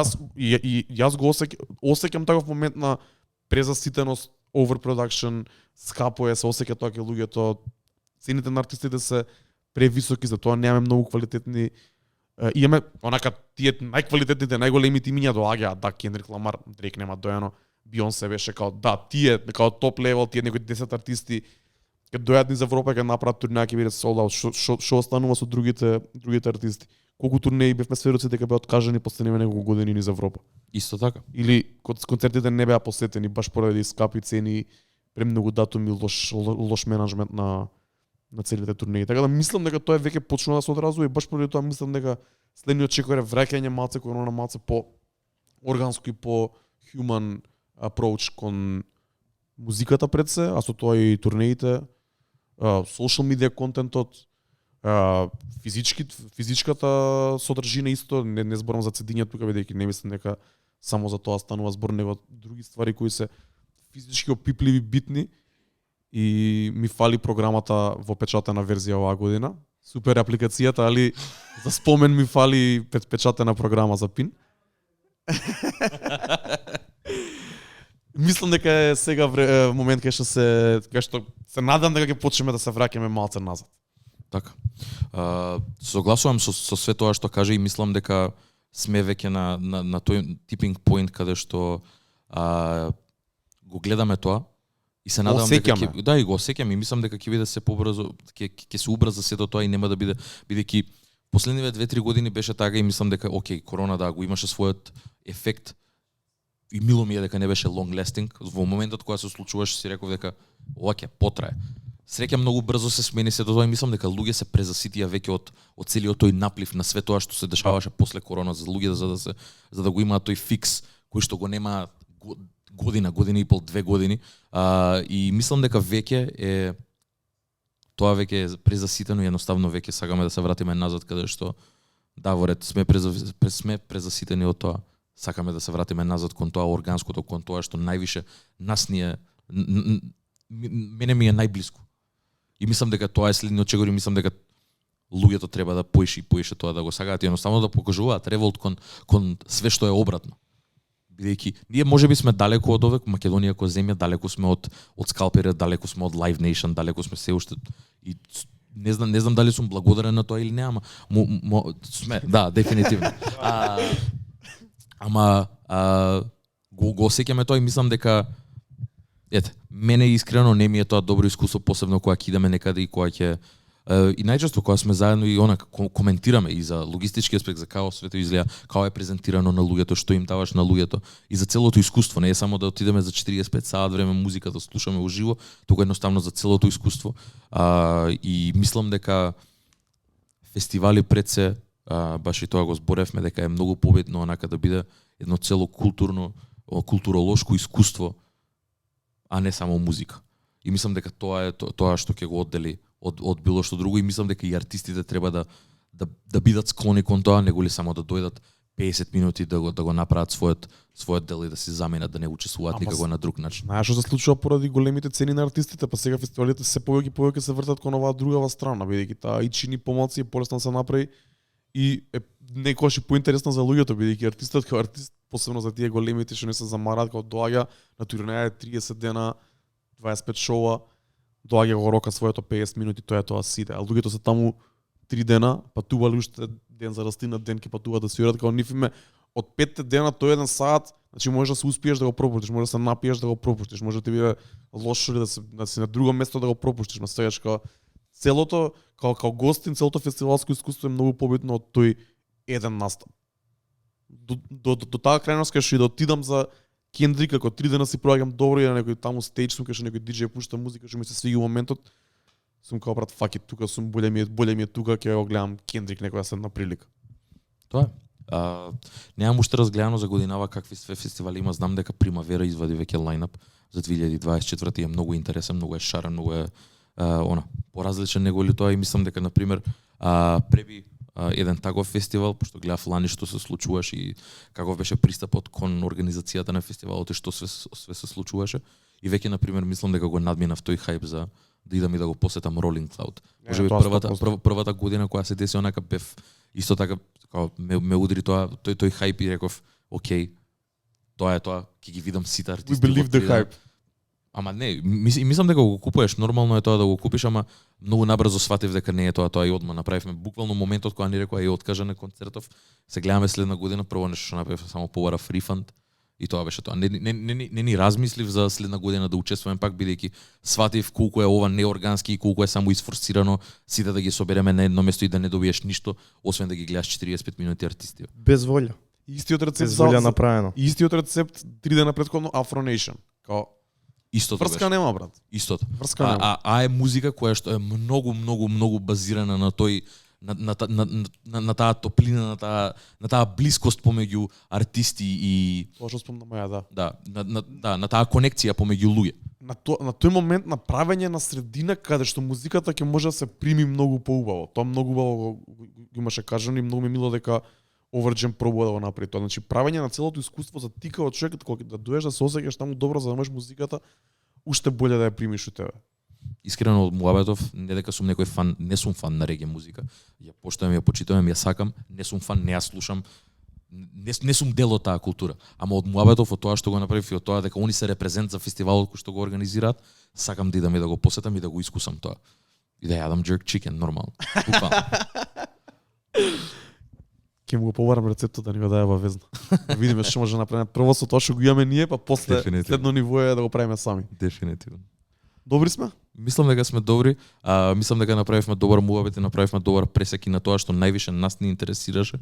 Бидејќи онака Сабајле бев на еден панел, имаше добар муабет, се збореше за Евровизија, за Balkan Vision и After Effects кои се, но тоа е малце далеко, збореа многу битни луѓе реално збореа, Констракта и Бојан кој што е лид, главниот човек на Joker Out, и правевме да се направи многу добар муабет, но тоа следното кога ти доаѓа и кога заедно влеговме на вториот панел беше нешто кое што многу онака ме капитивираше, бидејќи беше многу интересен муабет и се направија многу добри муабети и онака имаше и добар момент на конфронтација и на различни мислења, на различни school of thoughts, каде што се збореше за многу поразлични пристапи кон организација, и како ги толерираме и артистите и сите агенти кои што го користат се во ова и тој грид, и таа корпоративност која што се случува во музиката, и имаше две страни каде што онака има луѓе кои што се онака homegrown, каде што имаат фестивали кои што се тотално independent и луѓе кои што соработуваат со такви големи куки корпорации кои што на еден начин според мене мислам дека си проблемот со тоа што кој се очува светот моментално. Така да пак голема благодарност на Пин кој што ни укажа шанса пак да бидеме втора годинава, да го искусиме ова, да бидеме делот, да можеме да ги искусиме, да направиме муабет со многу различни луѓе, да се упознаеме со многу различни луѓе, да видиме исти луѓе од лани кои што ги упознавме. Здраво Алек. И пак да бидеме дел од ова 3 дена. Ја искрено заради работни обврски денес само можев да учествувам на се во ова. Вчера не успеав да бидам да дојдам и мило ми е. Сега не следува концерти, ја не планирам дома да сидам воопшто, тоа си го ветив уште од Сабајле кога станав. Денеска не сидеме дома. Не сидеме дома, тука сме со нас за дружба, тука сме и околу и низ град и сегде. Дефинитивно. Така да ако не најдете, поздравете се, ќе пиеме едно пиво и мислам дека има многу богата програма која што ќе биде многу различна. Ајде, доаѓа. Имавме предвидено саат и пол, али Нела дозволува уште малце, ако иде муабетот, а многу добро ни тргна муабетот уште од Види старт. со стејдж менаџерот. Да, не можев да издржам проф. Ајде, упогува малце. Не можев да издржам да не се уклучам. Не ве слушав скроз од почеток, ве фатив негде на пола. Ама сакав чисто онака да се уклучам пошто сум 3 дена овдека, 3 дена гледам што се случува, 3 дена гледам колку толку панели, колку толку кој се е присутен, кој се не е присутен. Вие зборавте генерално, мислам, го пратам подкастот, го следам, генерално сте за хип-хоп култура и други жанрови, као афро, бла, да не должам. Ама од моја гледна точка, од моја страна, имам да кажам дека супер жанрови, све окей, све тоа стои, пуштам све. Ама од друга страна, као бизнес гледано и индустријски гледано, мислам дека има некои универзални правила. И мислам дека сакам чисто да апелирам онака до сите македонски изведувачи. Мене ми е многу драго и многу сум среќна дека има многу нови, Без трема. Не, немам трема, се изморив. Многу нови деца, многу нови артисти на сценава од било кој жанр, од сите жанрови поединечно што прават своја музика, што сакаат да ја представат, сакаат да идат по фестивали, сакаат да имаат настапи и све тоа. Ама од друга страна гледам уште многу луѓе што се неинформирани за сите ствари како функционира, што како се дешава. Даре беше на менторинг сесија, се надам добро си помина. Фала ти за тоа. Фала што ми предложи да бидам таму. Таму имавме шанси пак да збориме со Алек. Тоа беше многу добра дешавка, сакав и да збориме за тоа, добро што го спомна. Поделени луѓе по тројца во група, имаше 4 маси распоредени со експерти од различни полиња. И по 15 минути ние сите тројцата како група по 15 минути имавме шанса да седнеме на секоја маса и да збориме за различни теми кои ни интересираат, да ги прашаме луѓето кои се експерти за digital distribution, social media промоција, стриминг сервиси, издавање на музика и слично. Тоа беше многу добро искуство и од една страна ми е криво што не видов може и поише македонски артисти, од друга страна Шарадо Допкуќата кои се цело време тука, Шарадо Јанко кои репрезентира Допкуќата и македонската сцена, хип-хоп, алтернативна сцена што и да е као стварно една од групите кои се блиску до нас, кои се сродни со тоа ние што го правиме, е активна на Пин оваа година и Шарадо нив. Затоа и најмногу дојдов, пошто ја не видов многу македонски артисти на тоа, а на крајот од денот издаваштвото е до негде исто и дали си ти регија, дали си хип-хоп, дали си пак треба да ги знаеш тие правила. Букингот за да отидеш негде на фестивал, да се представиш негде на фестивал, да бидеш букинг агент, до негде пак исто. Нема врска дали си хип-хоп, нема врска дали си рокер, панкер, било што. И тоа, тука е моментот каде што се учи тоа. И се слагам. Исто, не знам, пак да, шарауту Јанет, за Допкуќата, за сите, ова е бесплатен настан и мене не ми е криво, ама баш сакам да апелирам до сите македонски изведувачи, пошто настанот е бесплатен, 3 дена трае, дојдете сите, видете, мислам 10 години трае, има добри приказни искочено од Пин од македонската музичка индустрија. Научате, дојдете, запознајте се со луѓе, тука е пола Европа, тука е цел Балкан и баш стварно многу ќе ми биде мило да видам многу македонски изведувачи тука, пошто на крајот од денот пак да, замп е исто за секој жанр, пример. collecting royalties, society, бла бла бла. Исто е што сакам да кажам. Дигитална дистрибуција. Дигитална дистрибуција исто, договори се исти за сите изведувачи. Бидете спремни едноставно за не мора, не знам, за македонски фестивал, бидете спремни да искочите надвор за на друг фестивал, на друг настап. Ти знаеш како се договараат ствари, има процес на договарање на работи, така да тоа мислам дека е редно да се научи и редно да се знае. Да, ќе бидам искрен, јас сметам дека знам да речеме доста поише од некои артисти помлади како функционираат работите, ама уште не знам како функционира точно издаваштво. Уште не знам точно како функционира дигитална дистрибуција, да не е тоа дистрокит. Така. Апсолутно. Значи ги знаеме најосновните работи, издаваштво стави на YouTube закачи или исприте CD на времето, дигитална дистрибуција закачи преку дистрокит. Сегаш као многу е basic тоа што ние го знаеме. И за тоа треба да се дојде тука да се збори со луѓе кои се експерти во тоа, да го објаснат како функционира точно, да можеш не да го направиш тоа преку нив, туку да сватиш како функционираат работите, бидејќи мислам дека луѓето сами не знаат како функционираат работите, брат. Немаш реална слика за тоа како функционира по наводници музичката индустрија. Колку и да си underground, колку и да си вакво, шо и да си анти-естаблишмент и шо и да е, пак има некои правила на игра кои за жал или за среќа се поставени од претходно и може тука да се бендат некои ствари да се избегнат или нешто, ама на таков начин функционираат работите. Ако не можеш да играш играта ако уопште не ги знаеш ни правилата, брат, како се игра. Дефинитивно. Можам да се согласам со тоа. Има луѓе кои што го прават тоа, ама тие се многу ретки специмени, ама на крајот на денот пак не се толку многу далеку анака за да го кршат се до тоа. Туку едноставно само ги, кој што кажеш, ги бендаат правилата и едноставно ги прават. Ама за да ги бендаш мора да ги знаеш. Апсолутно. Да знаеш како функционираат за да можеш тоа да го заобиколиш. Апсолутно. Ако не ни знаеш, ако не си ни свесен како функционира тоа, не ни можеш. За тоа се слагам со Нела дека би сакале да видиме што може поише, ама можам да кажам како човек што доаѓа на пин од многу одамна, можеби од самиот старт, дека гледам се поише и поише, мило ми е дека има се поише и поише луѓе и тоа не само музичари и артисти, него и луѓе вклучени во другите, во сродните работи на музиката како медиуми и други субјекти. Согласувам.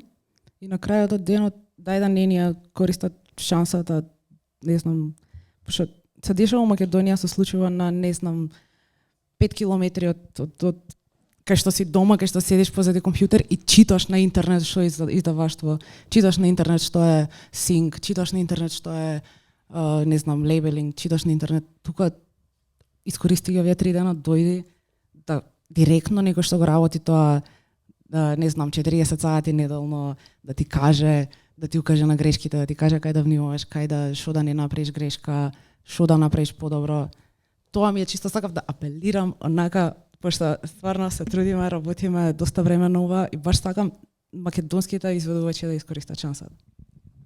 Не дека да не се разбераме погрешно, не дека ние измислуваме топла вода или тука нешто сме мајки Терези.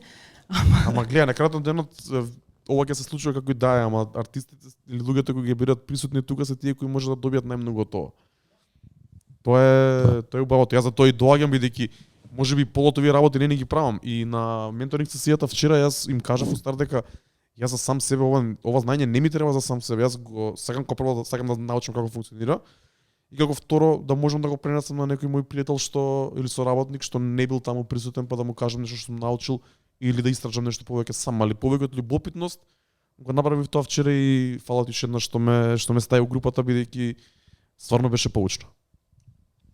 Затоа сме овде, мислам дека и подкастот и епизода конкретно е за да се дае светло на сето тоа и фала ти Нела што пак се уклучи втора година поред. Мораш, нормално е тоа, сосема разбирливо, ама и фала ти бидејќи мислам дека и ние можеби немаше да го направиме, ама заради тоа причината за која што сме овде е само да даеме светло на сево ова за луѓето кои што нас не гледаат и нас не следат, едноставно да имаат представа за што е, како е, за што се има зборено и со цел да ги мотивираме за да се пријават следна година да дојдат да искусат. И се надевам дека барем мал дел ќе конвертираме во луѓе кои што ќе бидат заинтересирани да се појават овде и да дојдат следна година. Јеп. Пин ќе биде овде и следна година, така да ако ништо друго ќе можеме вечер да уживаме во концертите. Мислам дека ние сме последни на програмата со панели и со вакво, така да на крај останува само концертите и богата музичка програма. Слушнав дека на второто Kitchen Stage имало регија, хип-хоп, афро, такви ствари. Пробавме да го добиеме човекот да ни дојде као гостин тука да збориме, немаше да го најдам нигде. Го баравме ќе се запознаеме. Ја и Нела направиме вечер, ќе се запознаеме вечер и здравија некоја следна година ќе се надам ќе ни биде гостин да гикаме за музика, за фестивали, за настани исто така. Апсолутно. Фала ви на сите што дојавте, фала на сите што останавте до крај. Фала на Пасворд и на Пин, Алек, Марко, Нела, јас сум Дарко Скреч. Ова е Трајче, фала и на Тијана исто така, заборавив да не биде. Ова беше Pandamonium радио шоу во живо од Пин конференс, втора година поред, на друга локација, джебно кино, го искусивме и ова. Добро е да се менјаат стварите од време на време. И фала ви на сите што не гледавте или слушавте до крај. Се слушаме пак со стандардна програма у среда, така. Апсолутно. И следна година на Пин пак. Се гледаме обавезно.